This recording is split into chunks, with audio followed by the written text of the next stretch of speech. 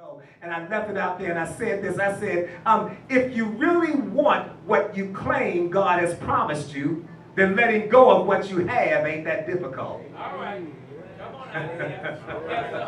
If you really want what you claim God has promised you, then letting go of what you have ain't that difficult. Amen. Because if what I have ain't what I really want, and I want what God has promised, I've got to let go of what I have to make room for what he's about to give.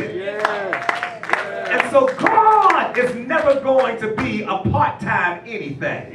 And he ain't going to be no part-time lover, no part-time God. God ain't going to be none of that stuff. If you really want what God has for you, there are some things and some people you're going to have to let go of. So you're going to have to do something. Tell your neighbor one more time, do something. Do something. Opposition always arises when you are making progress. Opposition and obstacles come from progress. Watch this though. Watch this. All right.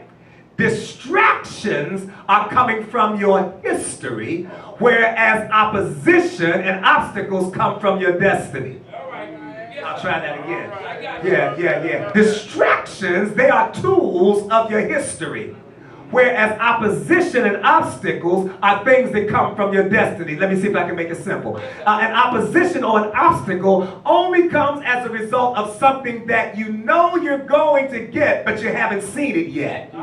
So something tries to stop you. But a distraction is from something that you know that you've had that tries to make you go back to it. And many of us don't have as many obstacles as much as we have distractions, because our history keeps coming back up on us. Remember I told you the other night that the devil is not omnipresent. He is not omniscient or all-knowing. He is not all-powerful. Therefore, the devil has to use what he has known to stop you from going after what he does not know. Because he is not omnipresent or all-knowing, he does not know your destiny. Otherwise, he'd be equal with God. But what he does know is your history. That's why every time you start making progress, come on, I told you, he keeps bringing up your past, because in your past is where he knew you. So he brings up what he knows about you to make you keep going back to what you knew about yourself instead of what God is telling you he's about to do with you. That's why Paul had to say, forgetting those things which are behind me and reaching to those things which are before, I press towards the mark. Touch somebody and say, go for your future. Tell them, go for it.